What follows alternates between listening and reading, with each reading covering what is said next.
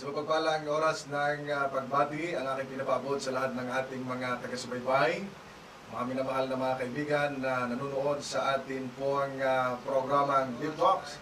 Of course, mga kasama ninyo sa mga oras na ito, inyong likod kay Cristo, Pastor Diomar Arsenal. At binabati natin lahat po ng ating mga taga-subaybay at lahat ng mga nanonood sa ating pong page sa South Central Luzon Conference.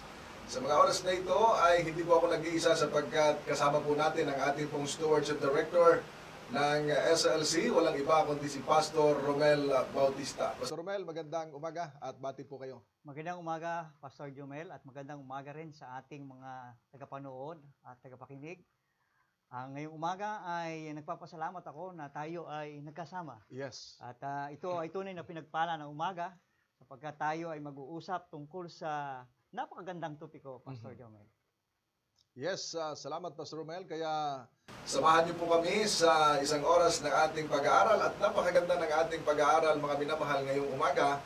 At ito po ay isang pag-aaral na kung saan ay inyo pong kapupulutan ng aral, maging pakinabang sa inyo at maging paraan upang kayo ay lumago sa pananampalataya at sa paglilingkod sa ating mahal na Panginoon. Pero bago kayo ma-excite sa ating pag-aaral, tayo muna ay dudulog sa ating mahal na Panginoon sa magitan ng ating pambungad na panalangin. Tayo po ay manalangin. Ama naming banal Diyos na makapangyarihan sa lahat, kami po Panginoon ay muling lumalapit sa inyo. Nagpapasalamat kami sa inyong kabutihan at sa biyayang patuloy na pinagkaloob sa bawat isa. Sa mga oras na ito Panginoon, kami ay mag-aaral kasama ni Pastor Romel. Aming maranasan nawa patuloy ang presensya at kapangyarihan ng banal na Espiritu. Igawad sa amin ang karunungan upang ang aming pag-aaral ngayong umaga ay maging pagpapala sa aming mga kapatid at mga manunood sa programang ito. Salamat Panginoon sa inyong pagtugon sa aming mga dalangin sa pangalan ng aming Panginoong Hesus. Amen at Amen. Mga minamahal na mga kapatid, ang programa po ng Diyos Muna sa Stewardship Department ay inyong mapapanood sapagkat ito ay nasa Deep Talks tayo.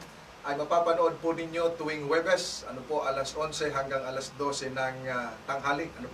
Alas 11 ng umaga hanggang alas 12 ng tanghali, Pastor Romel. At makakasama ko po palagi ang ating Stewardship Director na kung saan siya ang magbabahagi at ating pag-aaralang mainam ang mga gandang mga paksa. At ngayon sa pagpasiuna ng ating pag-aaral, dahil sa ang kasama natin ay ang ating pong Stewardship Director, ay ating pag-aaralan ang patungkol sa stewardship. Pero bago yan, nakikiusap tayo mga minamahal na inyo pong i-share ang atin pong live ngayong umaga. Share nyo po sa inyong mga iglesia na kung saan kayo ay kaanib. Ibahagi nyo sa inyong mga kapatid. Para sila din ay makinabang. Sa inyong mga group chat, sa inyong mga simbahan. At i-promote ninyo ang ating page sa South Central Luzon Conference para sa bawat live natin.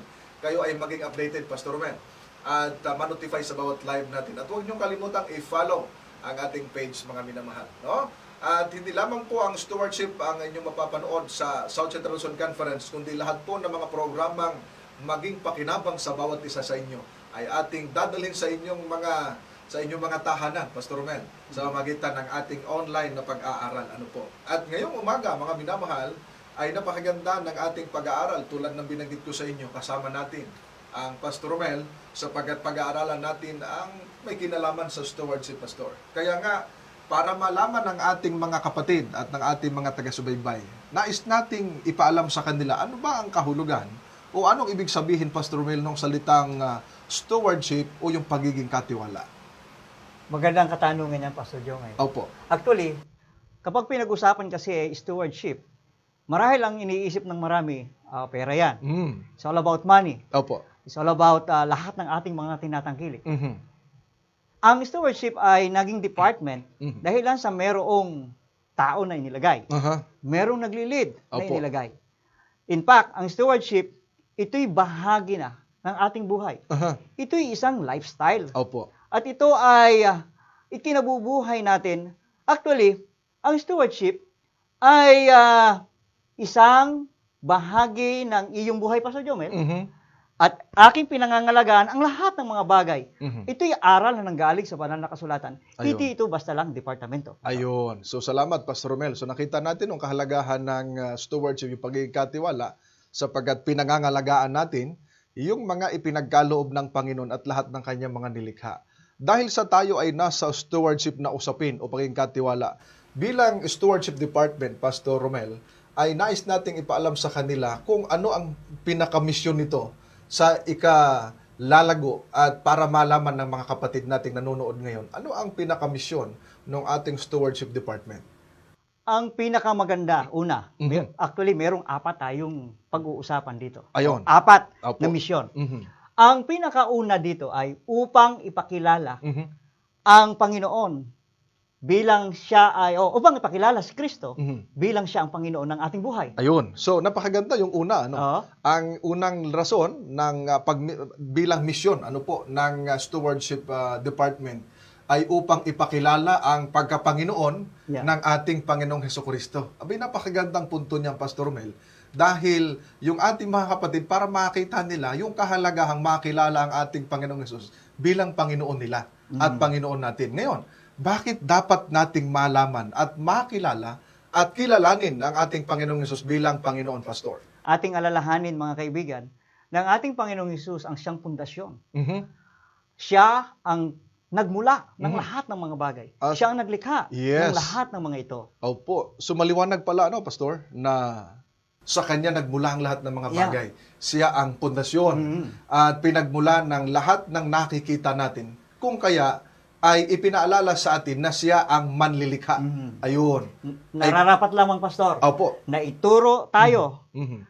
na pagiging katiwala Mhm. ay ituro doon sa tagapaglikha. Ayun. So, ang pagiging katiwala, ibig sabihin, hindi ikaw ang may-ari. Hindi. Merong may-ari ng lahat ng bagay at dapat nating makilala sapagkat tayo ngay mga katiwala. Ano po? So, unang punto po no ng ng inyong mission, Pastor, ay upang ipakilala sa mga tao ang pagkapanginoon ng ating Panginoong Hesukristo na siya pinagmulan ng lahat ng bagay at lumikha ng lahat ng bagay. Ano po ang pangalawang mission, Pastor? Ang ikalawang misyon dito ay upang ituro Mhm. na ang Panginoong Hesukristo Mhm. bilang Kristiyano Mhm. ay siyang focus at ikabuhay bilang isang ebanghelyo. Ayun. So, napaganda nung ikalawa, no? Na, kung maganda yung una, maganda rin po yung ikalawa na ituro sa mga kapatid, Oo. ituro sa mga tao, at tinatawag nating kahalagahan na makilala ang ating Panginoong Hesus, una, at mamuhay doon sa Ebanghelyo. Ayun. Sapagkat kapag hindi kasi tayo nakakaalam nito at wala tayong idea, ay mahirap yung buhay na wala kang patutunguhan at walang gabay sa iyong buhay. Ano po, Pastor, ang mga sumusunod pang mga punto natin sa misyon ng Stewardship Department? Ang ikatlo dito, Pastor, ay upang akayin tayo sa pagiging tapat na tagapangasiwa. Ayun, napakaganda. Ano po, abay, lalong gumaganda ng gumaganda ang ating mga misyon dito sa Stewardship Department. Sapagkat ang ikatlo pala ay upang akayin tayo, ano po, na magiging tapat na katiwala. Sapagkat dahil tayo ay mga katiwala ng Panginoon sa lahat ng bagay na tayo'y tagapangasiwa nito, ay dapat pala'y masumpungan tayo na maging tapat. So, inaakay tayo, Pastor. Naakay tayo, Pastor. Yes, sa pagiging tapat na katiwala. Iba kasi, Pastor. Sige po. Iba kasi, Pastor, ang owner Mhm. sa manager. Yan, pag sinabing owner, Ang owner, siyang may-ari ng lahat. ay pagkatapos, Pag yung manager. ay siya lang ang nagmamanage ng lahat ng mga bagay na ito. Siya lang ang tagapangasiwa ng lahat ng mga bagay na ito. Ayun. So, dahil tayo ay mga manager o tagapangasiwa, Oo. ay hindi po paring ating angkinin na tayo ang may-ari. Kailanman, mga kaibigan, o Pastor Jomel, Opo. na ang manager ay hindi naging owner. Sapagkat siya lang ang tagapangasiwa. Ayun. Kung baga, sa isang kumpanya, merong talagang boss, pero masama yung salitang boss eh. Aha. Meron talagang nagmamay-ari. Mhm. At yung pinamahalaan niya, Mhm. kailan may hindi siya maging may-ari. Mhm. Dahil meron nga may-ari. O kaya nga, merong may-ari, tagapangasiwa ka nga lang eh. Ayun. Ayun ang gusto kong ipahiwatig sa ating mga kapatid. Ayun. So, yung pangatlo, kahalagahan ng pagiging katiwala. Ano po yung pang-apat? Ang pang-apat ay inaakay tayo upang maging nating kapartner sa lahat ng bagay ang ating Panginoon. Mga Ayun. minamahal ko ng mga kapatid. Ayun, napakaganda, Pastor. Ay talagang lalong gumaganda sapagkat kung kanina'y kinikilala ang Panginoon na siyang ating Panginoon ng ating buhay, no, ipakilala, ano po, yung pagka-Panginoon ni Kristo. Pangalawa ay ituruan ng mga tao mamuhay sa Ebanghelyo. Ang pangatlo ay pagiging tapat na katiwala. Ang pang-apat ay lalong gumaganda sapagkat ituturo pala sa atin at inaakay tayo para maging kapartner natin ang Diyos. Sapagkat kung maging kapartner natin ang Diyos, Pastor, ano magandang kahinatnan nito? Lagi natin tandaan, Pastor. Opo. Kapag meron tayong kapartner na matibay, siya nga yung pundasyon eh. Yes. Siya nga yung naglikha eh. Sa kanya Ang ibig sabihin lang nito, kapag siya ang ating kapartner, anumang ating transaksyon, anuman ang ating ginagawa, walang kalugi-lugi, Pastor. Yes. Siya kasi ang ating kapartner. Correct. Wala tayong ikakaba sa lahat ng bagay. Wala tayong pangamba. Wala tayong pangamba. Oo, sapagkat yung kapartner mo nga, sa kanya nagmula ang lahat ng bagay. So kapag ganito ang mission natin, ay malaking pakinabang ito sa ating mga kapatid. Ano po? So dahil sa nakita natin ang apat na mahalagang mission nito, Pastor Mel, ano naman ang vision ng Stewardship Department sa atin pong gawain? Simple lang yan, Pastor. Opo. Ang vision, ang ating tinatanaw, ay upang dalhin o upang maakay sa tulong ng Banal na Espiritu Opo. ang mga kapatiran na unahin lagi ang Diyos sa lahat ng bagay. Ayun, lalong gumaganda, Pastor.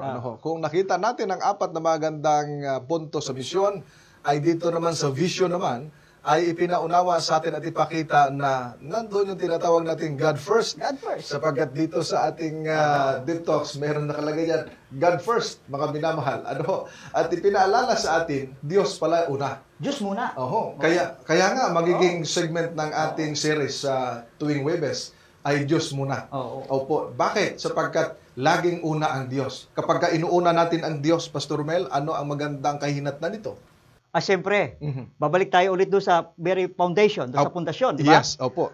Siya ang naglikha, siya ang tagapagbigay, Yes. siya ang nagsusupply ng lahat ng bagay, at nung una pa man, siya ang nagmamahal, siya ang unang nagmahal sa atin, at kung siya ang ating inuna, ay wala anong papangamba mo. Correct. Ayun. Kaya nga, naalala ko tuloy, Pastor Mel, ang winika ng ating Panginoong Yesus.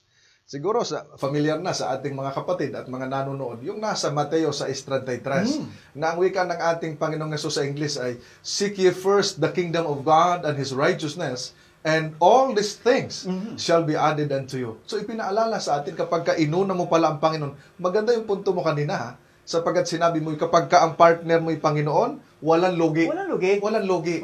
Eh, lalo na pala kapag inuna mo ang Panginoon sa aspeto ng iyong buhay, abay, ang sabi sa last phrase doon and all these things shall be added unto you. At ang lahat ng mga bagay na ito ay idaragdag sa inyo, maging ang ating mga pangangailangan.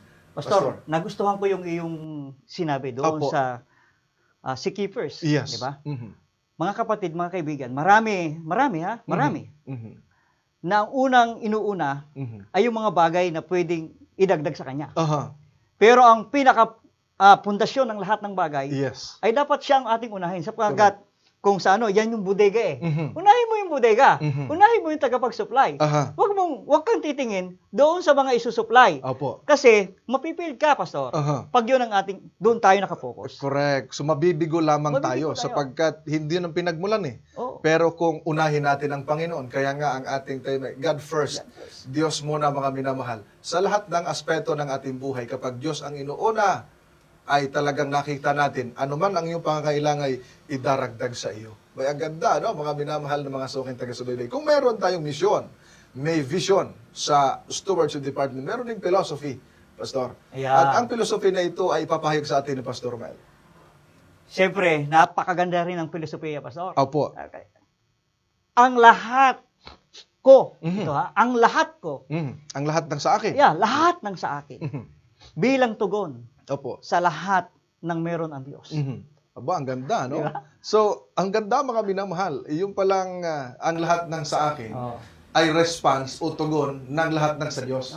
Ang ganda, no, mga minamahal. Ibig sabihin, ay una ang Diyos na nagkaloob sa atin. Kaya tayo ay nagre-response. Meron tayong tugon dahil ang lahat sa atin ay bunga ng lahat ng sa Diyos. Pastor, gusto ko lang laging i-correct itong mga ganitong mga pagkakataon na sasabihin. Kaya ako ay nagbibigay, kaya inuuna ko ang Diyos kasi para ako pagpalain. In fact, Pastor, pinagpala na tayo ng Diyos matagal na. Kaya tayo nagbibigay.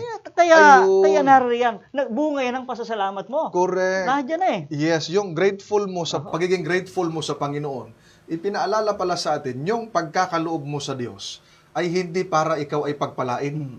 kundi dahil ikaw ay pinagpala. Ang ganda, Pastor, ng iyong punto. At isa ito sa nakita natin, mga minamahal, kapag pala tayo ay nakita natin at naunawaan yung kahalagahan ng stewardship, yung pagiging katiwala, hindi ka nagkakaloob, hindi ka nagbibigay dahil sa para ikay pagpalain, kundi dahil ikaw ay pinagpala. Bunga ng iyong pagpapalang tinanggap sa Panginoon, nagkakaloob ka. Tama yan, Yes, kaya sa banal na kasulatan, yung nagkakaloob, lalong pinagpapala. Pastor? Yes, lalong pinagpapala. Yan nga nakalagay, siksik, liglig at umaapaw Kapag ka inuna ang Panginoon, gawin ka partner ang Panginoon. At yung lahat ng sa iyo na binabanggit ni Pastor ay response doon sa lahat ng sa Diyos. Ayun. Imagine mo, Pastor, Opo. yung lahat ng sa Diyos, hindi siya nagtira Wala siyang reservation ng Panginoon. Correct. Buhay niya, ibinigay niya. Kaya ito yung response natin. Correct. Baka minsan ay, Pastor, parang portion lang. Portion yan. Portion lang. Minsan minsan pa pinipili natin yung pinakamalit na portion kapag hindi ba natin nakita kung gaano tayo kamahal ng Panginoon. Hindi ba tayo umibig sa Diyos dahil siyang unang umibig sa atin? Kaya tayo nagkaloob ng mga handog pasasalamat at ng iba pa mga bagay dahil una ang Panginoon nagkaloob ng kanyang buhay sa atin. Yes, at unang ang Diyos ang nagbigay sa atin ng pagpapala. Siguro kung nanonood sila ng Salita ng Buhay program natin, Pastor, ay yung ating laging motto na every gising is a blessing. Mahalagang bagay yon. Yung sa pagmulat ng iyong mga mata. Hindi kasi lahat ng blessing ay pera, Pastor. Ang blessing ay yung pagmulat mo sa iyong mga mata, gising ka, pinagkalooban ka ng bagong buhay at ng lakas, ay isang pagpapala mula sa ating Panginoon. Napakaganda, Pastor, ng iyong filosofiya.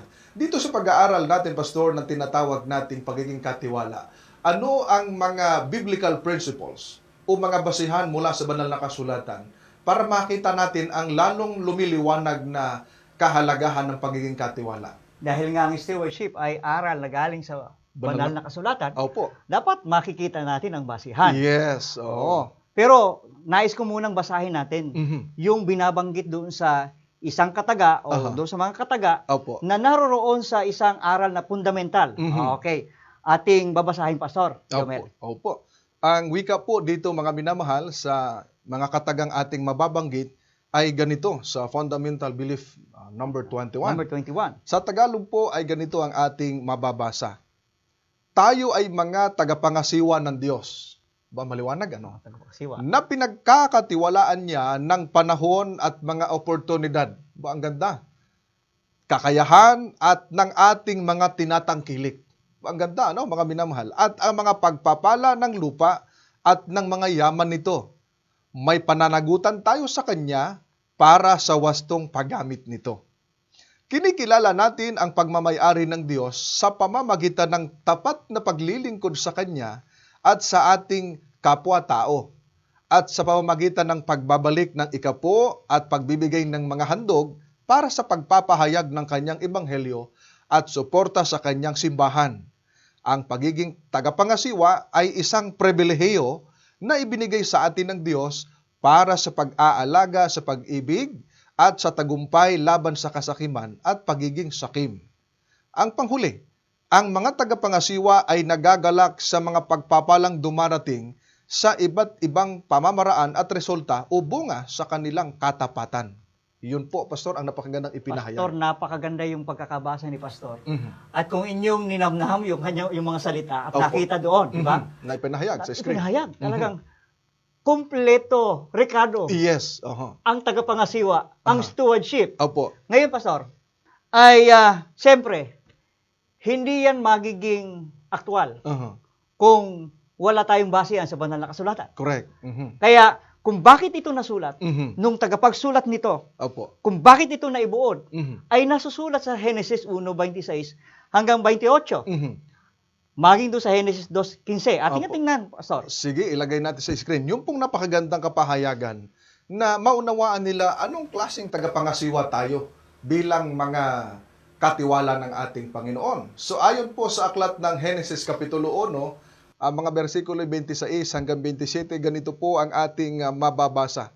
Sinabi ng Diyos, lalangin natin ang tao sa ating larawan, ayon sa ating wangis, at magkaroon sila ng pamamahala sa mga isda sa dagat, sa mga ibon sa himpapawid, sa mga hayop, sa buong lupa at sa bawat gumagapang sa ibabaw ng lupa.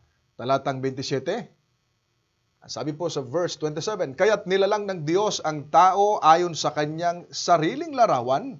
Ayon sa larawan ng Diyos, siya nilalang. Sila'y kanyang nilalang na lalaki at babae. Sa 28, ang hamon, 28 muna. Verse 28. Basahin na lang natin. Basahin na lang sa banal na kasulatan, no? At, Para aktual, Pastor. Para aktual. Oo. Kasi At ang least, itinanong mo kanina, mga aktual. kaibigan, inyong sundan din sa banal na kasulatan. Correct. Sila, di ba? Sa verse 28, ganito ang wika. Sila'y binasbasan ng Diyos at sa kanila'y sinabi ng Diyos, kayo'y magkaroon ng mga anak at magpakarami. Punuin ninyo ang lupa at supilin ninyo ito. Magkaroon kayo ng pamamahala sa mga isda sa dagat, sa mga ibon sa himpapawid, at sa bawat bagay na may buhay na gumagalaw sa ibabaw ng lupa. Ayun. Pakaganda ng pundasyon, Pastor. Yes, Pastor. Ang ibig sabihin lang ng Pastor, Mhm. nakita natin yung atas ng Panginoon simulat sa pulpa. Opo. Na ang Diyos, yung sinasabi kong pundasyon, na siya ang naglalang ng lahat ng mga bagay, di ba? Mhm. Nakita natin. Opo. Na hindi lang niya nilalang. Correct. At espesyal niyang, actually, espesyal nilalang ang mga tao. Correct. Oo. Nilalang niya, Pastor, binanggit mo, Opo. babae At lalaki. at lalaki. Wala nang lagpas doon. Ay, specific eh. Opo. Specific. Mhm. Kung ano yung nakasulat, yun lang ang Yung atin. Doon lang nakasulat. tayo nakabase, Pastor. At isa pa nito, Pastor, Mhm. sinabi ng Panginoon Opo. na magpakarami kayo, atas din yon. Atas din. Ito'y nangangahulugan lamang, Pastor, na ang pagkakatiwala o Mhm. ang pagiging katiwala, Ayun. pinagkatiwalaan tayo ng Diyos na Mhm. sa lahat ng mga bagay, hindi lang doon sa kanyang nilikha. At Mhm. doon sa huling talata, Pastor, pansinin Opo. natin, Mhm. binanggit doon na bibigyan tayo ng kapangyarihan over Mhm. Dominion. Oo. dominion Opo. doon sa mga bagay na inilikha ng Diyos. Correct. Ang tao ang magiging tagapangalaga. Ayun. So meaning to say, Mhm. doon sa iyong binasa na tayo'y tagapangasiwa ng Diyos, Mhm. everything, Yan. lahat Ayan. ay tayo'y tagapangalaga, Ayo, Pastor. kaya napansin ninyo mga gili ko mga taga-subaybay at mga kapatid, kung inyong babasahin ang aklat ng Genesis Kapitulo 1 at Kapitulo 2, malinaw na si Adan, Yeah. pagkatapos ng nilikha, ang siyang nagbigay ng mga pangalan sa mga hayop. Tama. Ano po? At ang kanyang asawa na si Eva, sapagkat ang nilikha ng Diyos ng una, Pastor, ay dalawa. Una si Adan, pangalawa si Eva. Ang pangalan ng lalaki Adan, sapagkat yung salitang Adan galing yan sa Hebrew word na Adam, ang ibig sabihin ay human, o tao. Pagkatapos kinuha yung babae sa kanyang tagiliran, ang pangalan ay Eve or Eva, hindi Steve. Ano ho? Steve. O, lalaki, babae, mga kapatid. At itong dalawa ay ipinagkatiwala sa kanila yung mga nilikha. At bakit? Maganda yung binanggit mo, Pastor, kanina, sapagkat ang wika mo ay ang tao nilikha napaka-espesyal. Special talaga. Special dahil hindi tayo nilikha ayon sa wangis ng unggoy. Hindi tayo nilikha ayon sa wangis ng kabayo. Kaya yung mga pelikula ng mga petrang kabayo, ay it's just a movie, pelikula. Pero tayo nilikha tayo ayon sa wangis ng Diyos. Napakalinaw ng Pastor. At dahil sa nilikha ikaw at ako ayon sa wangis ng Diyos, marapat tayong maging thankful, mapagpasalamat, at hindi lamang yon, kundi ipinagkaloob pala sa atin yung pagiging katiwala na mamabahala sa lahat ng kanyang mga nilikha, Pastor. At bilang katiwala, dapat ano ang makita sa isang katiwala, Pastor? Pagtatapat, Pastor. Ayun. I-hit ko na agad. Go ahead, ang Pastor. pagtatapat. Mhm. Kasi, kapag ikaw ay hindi tapat sa iyong kapartner, Mhm. yeah. Yeah. Kapag ikaw hindi tapat doon sa Diyos na nilikha, Sapagkat sino nga ang ating kapartner? ay ang Diyos. Yes. At siya ang dapat mauna. Mauna. Mhm. Ay pagka ikaw ay katiwala, ano nga ulitin natin ang pagiging kahalagahan nito pag ikaw'y tapat? Pinagpapala. Pinagpapala tayo. Oo, at bilang ikay katiwala, dapat maging tapat. Ayun, napakahalaga. Bigyan mo ng diin, Pastor. Kapag hindi ka tapat, ang buhay mo magiging miserable. Ayun. Mhm. Kasi ang pagtatapat, Pastor, Opo. hindi lang yan dito sa sa creation, Aha. sa paglalang. Mhm. Makikita natin ang example ng ating Panginoong Hesus Opo. nang siya narito sa lupa. Mhm. Hanggang sa siya'y kanyang kamatayan ay naging siyang tapat. Aha. Hanggang sa siya'y umakyat doon sa langit at Opo. pagbabalik niya ay tapat pa rin. Correct. Kaya kung siya'y kapartner natin Mhm. at yung kanyang kapartner ay hindi tapat, magkakaproblema tayo nito, Pastor. Correct. Walang tinatawag nating loyalty siya doon. Wala. Sapagkat nakita naman natin na ang Panginoon ay tapat kailanpaman. So, ang nais na makita ng Diyos sa atin, Pastor Mel, at sa ating mga taga-subaybay, yung pagiging tapat. Sapagkat napakahalaga, ang sabi nga, naalala ko si Pastor Jerry Stabilio. Nung siya pa ang stewardship director ng union, nung araw, ay lagi niyang sinasabi sa tuwing siya ay bibisita sa mga simbahan. Yung Tagalog yung English na, yung Tagalog ng honest ay tapat. Yung loyal, tapat din. Yung faithful, tapat din.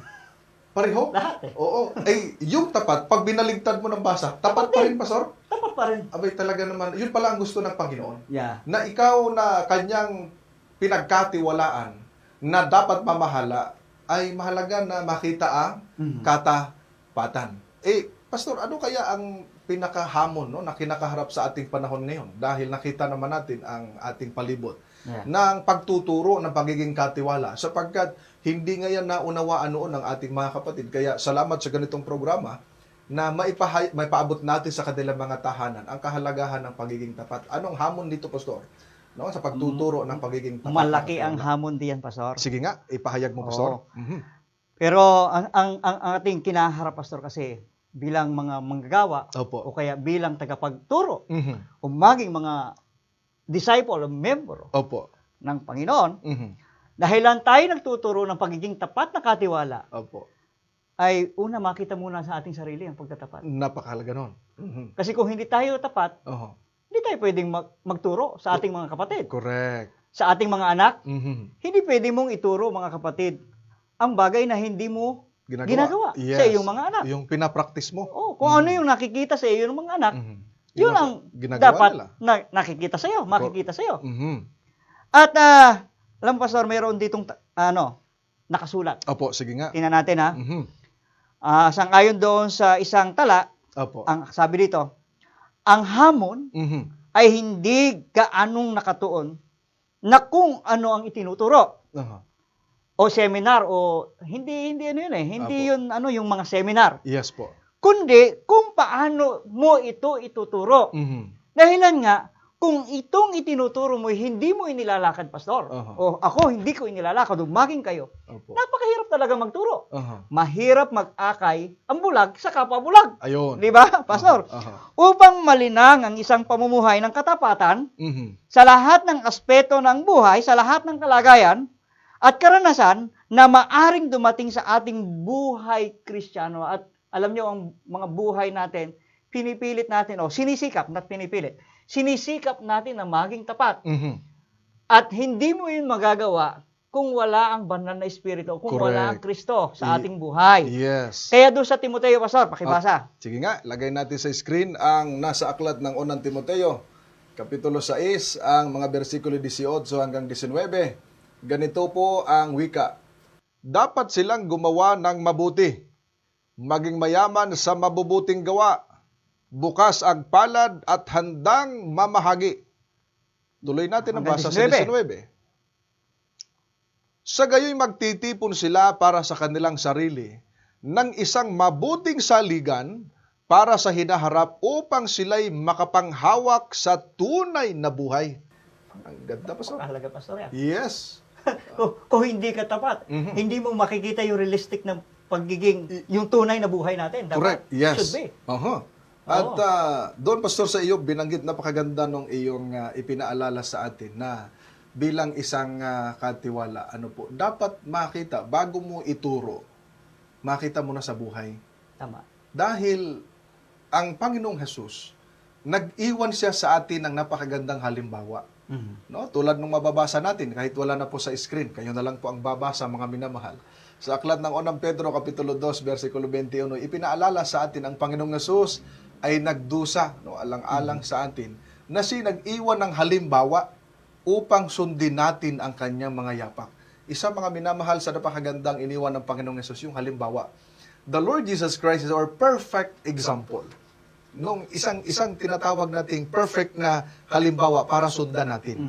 At tayo, Pastor, na mga manggagawa, ipinaalala sa atin ang kahalagahan kung magtuturo tayo ng katapatan sa mga kapatid, ay dapat atin pala munang isa sa buhay. Ganon din sa bawat miyembro ng pamilya. Ngayon ang binanggit mo, tulad ng mababasa natin sa sa Deuteronomy. Yung mga magulang, itinuro muna sa kanila kung paano ibigin ang Panginoon Diyos. At pagkatapos ay ang sabi ay, at iyong ituturo sa iyong mga anak. Ano po? Kailan? Sa tuwing ikay nahihiga, bumabangon, naglalakad, ilalagay sa noo at sa kamay. Ibig sabihin, ilalagay sa isip, ituturo, sa kamay, ipagagawa, Pastor.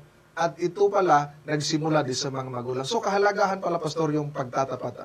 Paano mga tinatawag nating magagawa natin na para maipakita natin, sapagkat yung binasa natin, Pastor, sa unang Timoteo, ipinaalala sa atin yung mabubuting gawa na siyang tinatawag nating maging mayaman tayo roon.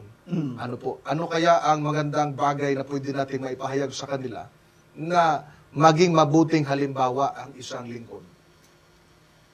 Pastor, kanina pa natin na laging tinatalakay, mga kapatid, mga kaibigan, at dapat gustong i-hit ng ating pastor, gustong sabihin ng ating pastor, Yes. o maging sa akin, na sa ating mga gawa ay kakitaan tayo Yes. ng mabuting halimbawa.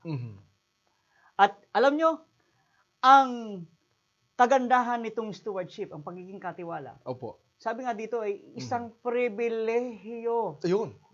ng isang anak ng Diyos Amen. na siya'y maging tagapangasiwa Ayun. upang patayin Ang alin? ang problema ni Satanas nung una pa, At alin yun? ang pagiging selfishness. Ayun. Oo. Ang selfish, ang Oo. pagiging selfish. Pagiging makasarili. Makasarili. Ayun. Oo. At yun ang gusto nating isalin sa ating mga mahal sa buhay, sa Aha. ating mga kapatid, Opo. na aalsin natin. Mhm.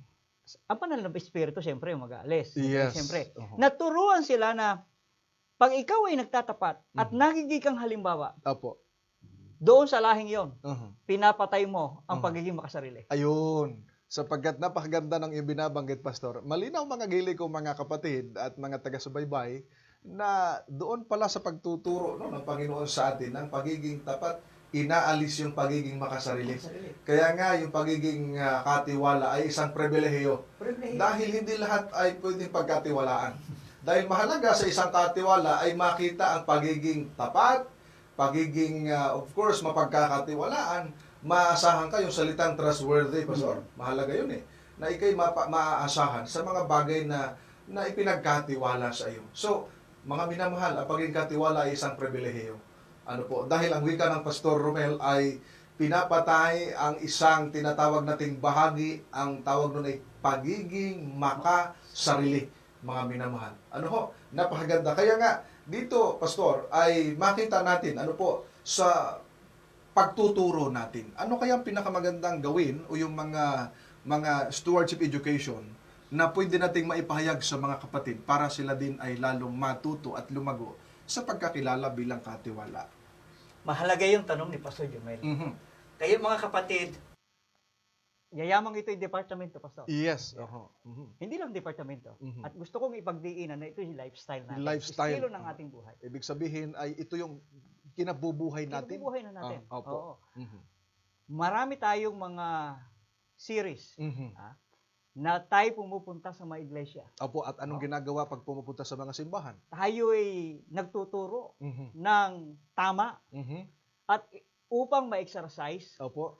ang itinuturo natin ay sa pagiging mabuti o tapat na katiwala. Opo. Alam mo, Pastor, nagkakaroon tayo ng mga educators training.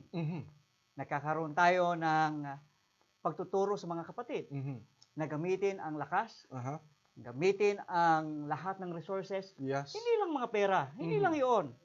Ang ating kalusugan Opo. ay pag-ingatan. At upang mabuhay tayo ng masagana sang-ayon sa kagustuhan, sa gusto ng tagapaglikha Opo. at gusto ng Diyos na ipamuhay natin. Ayun. Kaya iyon po ang mga series na ating inaabangan. Supposed to be.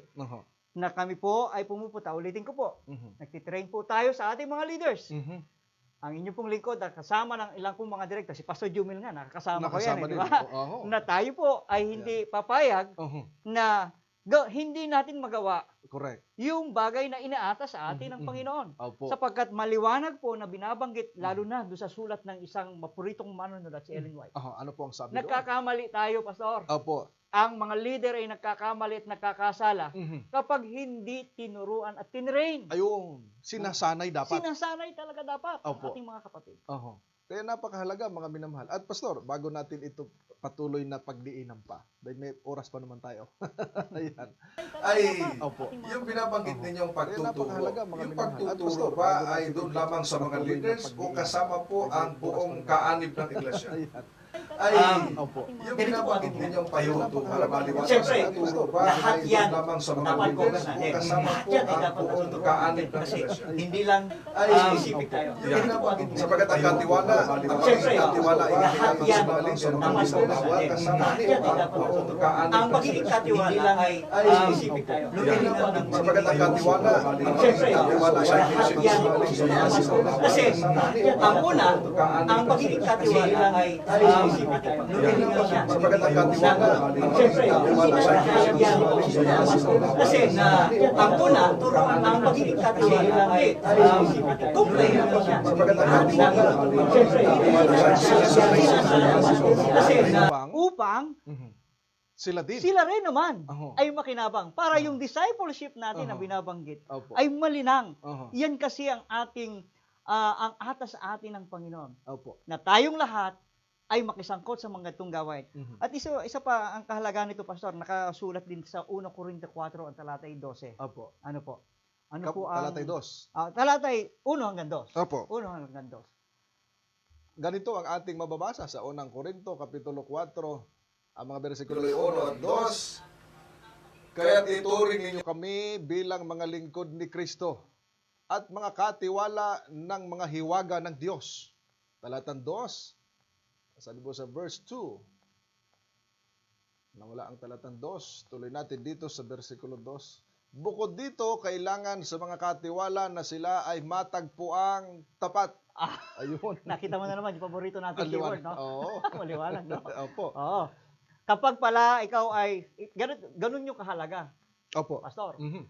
na tayo ay sasanayin Mhm. upang makita Mhm. yung salitang mapalabas lagi ito. Bukod dito, kailangan ang mga katiwala na sila ay matagpuang tapat. Ay, sino magtuturo nito? Sino magtitrain nito? Ayan. Sino magpapahiwatig nito? Mhm. Nakakahiya sa bato kung sila ang magturo niyan.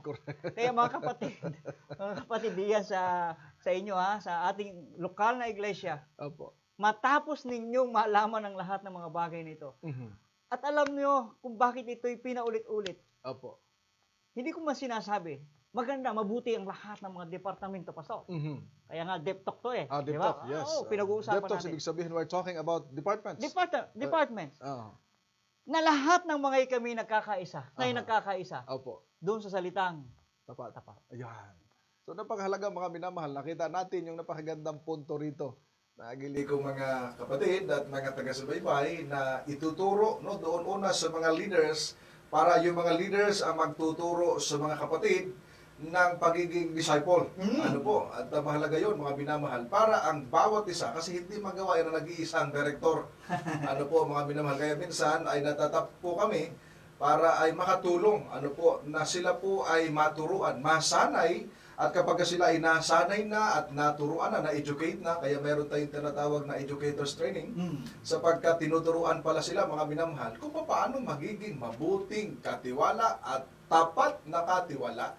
At higit sa lahat, mga minamahal, nang sila po ay masanay na sa bagay na ito, sila naman ay magtuturo din Doon sa mga kapilya natin, sa mga kapatid, upang ang mga kapatid ay magkaroon din ng kaalaman kung papaano at kung gaano kahalaga ang pagiging tapat na katiwala, Pastor. Iyon ang mahalagang bagay. Mayroon pang binabanggit, Pastor, doon sa Acts of the Apostles. Sige po. Mahalaga. Mhm. Hindi ko alam kung makikita natin dyan. Aha. O kung makita natin, maganda. Kung Mas makikita maganda. natin. Doon sa Doon Acts of the Apostles, page 341.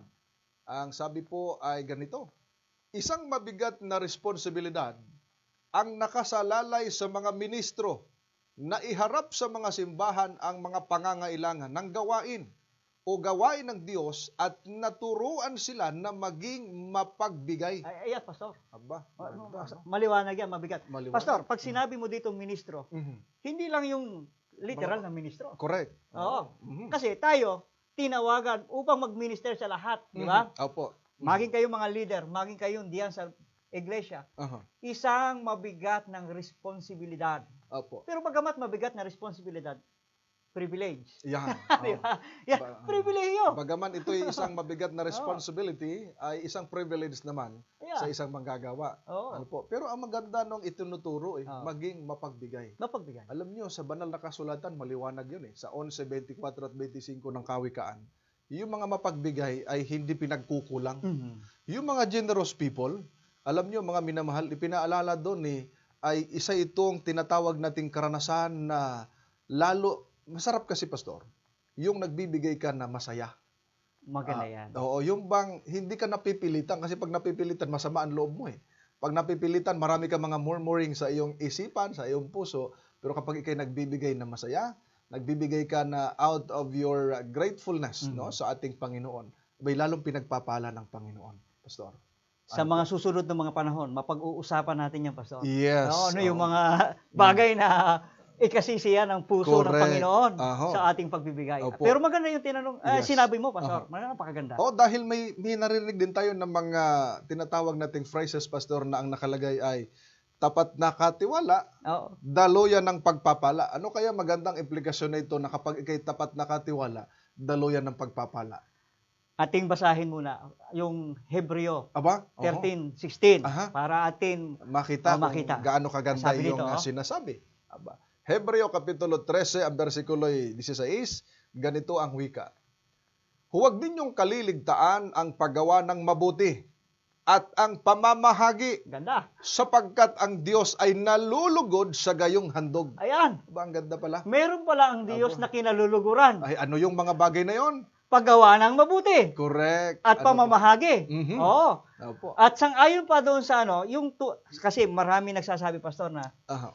kami, lahat naman, tunay na relihiyon Mm. Lahat naman nagsasabi, wala namang sabing huwad kami. Aha. Lahat.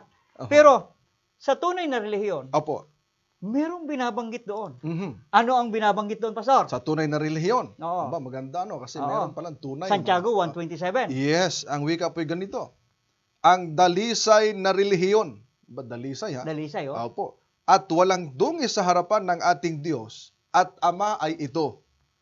Ang dalawin ang mga ulila at ang mga balo sa kanilang kahirapan at panatilihin ang sarili hindi na dungisan ng sanlibutan. Ba, liwanag, ano? Pagka dalisay pala na relihiyon at walang dungis sa harapan ng Panginoon ay yung pagdadalaw at hindi pinababayaan yung mga nasa mahirap na antas na buhay ng mga kapatid. Yan, Pastor, ang binabanggit dito. Mhm. Na tapat na katiwala, Opo. matapos maunawaan ko Mhm. na ako pala'y katiwala ng Diyos Correct. sa lahat ng pinagpala at ibinigay sa akin ng Panginoon, Mhm. ay kailangan ding dumaloy. Aha. Malasap din. Ayun. Oo. Kailangan ding malasap Mhm. ng nakararami Opo. yung pagpapala Aha. na natanggap mo buhat Ayun. sa pribilehiyo Ayun. na ipinagkaloob Nang. sa ating Panginoon. At mayroong example niya, Pastor. Aha. Si Sakeo. Aha. Ano ang naranasan ni Sakeo Oo. nung na-encounter niya Diba? ang Panginoon? Oo. Dahil nakita naman natin, Pastor, si Sakeo, bago mo ituloy yung napakagandang ibabahagi mo Oo. riyan. Si Sakeo ay isang mandarambong. Mandaraya. Ayan, mandaraya. At talagang marami siyang mga nadayat, nalukot, naapi ng mga tao sapagkat siya mapanglamang. Pero nung siya'y na-encounter niya ang Panginoon, ano ang kanyang nagiging reaksyon at tugon noong nakita at na-encounter niya ang ating Panginoon? Mga kaibigan, si Sakeo, Pastor, gusto ko lang iano sa kanila. Opo. Si Sakeo, simulan nang siya yung mandaya, Mhm. nawalan siya ng kaibigan. Oh, Walang pumapansin sa kanya talaga. correct. Sapagkat masama ang loob ng Masama mga taong ang loob niloko talaga niya. Oo. Kung sa term nga sa Opo. iba, Mhm. pag nakita si Sakeo, bad trip. But, Bad trip talaga pag Bad trip. nakita si Sakeo. Oo, sama ng ugali. Sama ugali. Oo. At ang sinabi, maganda yung pinunto mo, Mhm. siya'y mandaraya. Mhm. Ang pinaka maganda nito Opo. ay gusto niyang mapatawad siya. Mhm. Kasi sinasabi lagi sa kanya, makasalanan ka, makasalanan ka. Correct. Oo. Ang kailangan niya, magpapatawad. Mhm. Nang marinig niya, ang Panginoong Hesus Mhm. ay nagpapatawad, gusto niyang makita. Oh, gusto niya makita ng personal eh. Personal. Kaya mga kapatid, Ay dahil si Pandak, Oo. anong ginawa niya nung nakita niyang parating ang Panginoong Hesus na maraming mga tao? ay umakita doon sa Sycamore tree. Aha. ay mahirap yung akitin, Pastor. Oo. Ay ngayon, Tsaka mahirap niyang tingnan ito sapagkat siya nga ay... pandak. Maliit. Maliit. Maliit. Maliit. Ibig sabihin na hindi siya kayang makisabay doon sa mga tao. Oo. Kaya ang ginawa niya ay Umakyat umakyat siya. siya doon para makita. Nung dumaan ang ating Panginoong sa tapat niya, anong ginawa ang sinabi ng Panginoong Jesus? Walang narinig si Sakeo na ikay mandaraya. Wala. Wala eh. Wala siyang narinig na negative Oo. galing sa Panginoon. Comforting words Yes. ang kanyang narinig. At ang maganda ron, Pastor, sinabi pa ng Panginoong Jesus Oo. bumaba ka riyan, Sakeo. And he was shocked at na-surprise. Kilala siya ng Panginoon. Ay, sino ba namang hindi nakakilala Oo. sa kanya?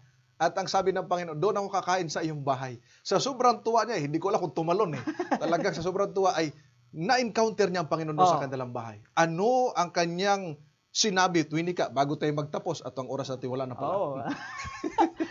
Ano ang winika niya nung ma-encounter niya ang Panginoong Jesus? Ang sabi Pastor? niya, ang kalahati ng aking kayamanan Aha, ay kalahati, ibibigay. kalahati, ha? Oo. Kalahati, Pastor. Hindi lang porsyon. Kalahati. Oo, hindi Ay sinabing ibibigay ko. 1/4, 1/8, 1/8. kundi kalahati. Talaga. At yung aking dinaya, ay ibabalik ko na makaapat. Ay, ba talaga Grabe naman. Oo. Ibig sabihin talagang nagsisi. Nagsisi Yun talaga. ang genuine repentance Oo. nung makilala niya ang Panginoon. Mga Oo. pastor. Oo. At alam nyo, ang wika ng ating Panginoong Yesus, nung yun ang binitawan ni Sakeo, ang sabi ng Panginoong Yesus, ang kaligtasan ay dumating sa araw na ito, sa tahanang ito. Amen. Mga minamahal. Napakaganda. Opo. At dahil ang oras natin ay napakabilis, mga minamahal. Wala na pala tayong oras. Abangan nyo palagi ang atin pong serye, mga minamahal na Diyos muna, tuwing alas 11 hanggang alas 12 ng tanghali. Huwebes po yan, mga minamahal. Kasama ko lagi si Pastor Romel Bautista, ang ating Stewardship Director. Pastor, sa pagtatapos ng ating segment ngayong umaga, meron ka bang panghuling pananalita? Yeah. Yung ating nakikita diyan sa talata ay ang Panginoon ay nagpakababa, siya'y mapagbigay, Opo. at ang kaligtasan natin Uh-huh. ay nakabase lang sa ating Panginoong Hesus. Amen. Laliwanagin ko po ha, Mhm. hindi tayo nagsusumikap na maging tapat upang maligtas. Opo. Ligtas tayo actually. Amen. Ligtas tayo. Pero ang pagiging katiwala ay buhay. Mhm. Isang lifestyle Ang pagiging tapat Mhm. ay buhay Mhm. ng taong iniligtas ng Yes. Panginoon. Yan. Salamat, Pastor. At I hope mga minamahal namin na mga kapatid at mga kaibigang sumusubaybay sa ating programang Dep Talks, I hope na kayo ay nakinabang at nagkaroon ng mga idea kung gaano kahalaga ang pagiging katiwala. At hindi lamang isang katiwala, kundi tapat na katiwala ng ating Panginoon. Abangan po ninyo ang ilang mga serya ng ating pag-aaral na ito at nang kayo ay lalong makinabang at lalalim ang pagkakilala ninyo sa ating Panginoon. At yung relasyon ng isang katiwala at nung may-ari ng lahat ng bagay, walang iba, ang ating mahal na Panginoon. Bago tayo magtapos, tayo po muna ay dadako sa ating panghuling panalangin. Hilingan natin ang Pastor Mel for a closing prayer. Tayo manalangin. Amang banal, Diyos naming makapangyarihan, salamat po na aming nalaman, simulat sa Paul, ikaw ay nagbigay sa amin. At dahilan doon, ang lahat ng magpapala na aming natanggap, ay ito'y aming nagre-response kami ng aming mga pasalamat. Panginoon, narito po ang aming mga kaibigan, mga kapatid, anuman ang kanilang mga kalagayan sa buhay, anuman ang kanilang ginagawa sa ngayon, Yes, ay Lord. aming pong idinadalangin, Panginoon, na sila po'y inyong gabayan, Mhm. samahan, solusyonan ang mga suliranin, at Yes. madama ang pagmamahal ng aming Panginoon. Yes, Lord. Salamat po ng marami. Ito po'y aming dalangin sa pangalan ng aming Panginoon Jesus. Amen. Amen. Mga giliw namin mga kapatid kay Kristo at mga taga-subaybay na sa ating programa ay sumusubaybay. Kami po ay nagpapasalamat sa inyong laging panunood at pakikinig sa ating programa. And I hope and pray na kayo nakinabang sa ating paglilingkod. Sa pangalan po ng ating programang Dep Talks, ito po ang inyong lingkod kay Kristo, Pastor Jomel Arsenal. At of course, kasama ang ating minamahal na Director, Pastor Romel Bautista. Pastor, maraming salamat sa inyong panahon. At of course, mga minamahal, sa sunod muli, abangan ang ating programa. Ang Diyos ang sa inyo'y magpala.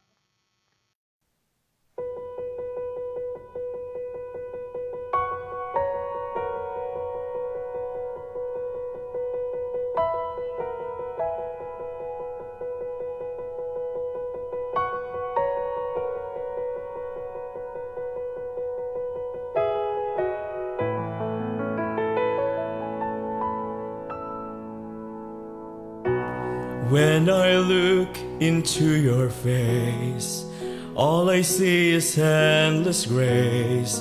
All I want to do is give you cause to smile. In your eyes a treasure store I've never seen before, like a universe of love yet unexplored. But my eyes are filled with tears, and everything inside me quails with silent fears. Because I try, but I'm not what I should be. And though I cry, I will never seem to see. And yet your voice in the silence of the deep rings true to me, saying I believe. And if you never learn to fly or walk upon the sea, I'll still believe in all that you can be. And you may fail me, but don't forget you bear my name still. I trust you and always will. Do you trust me?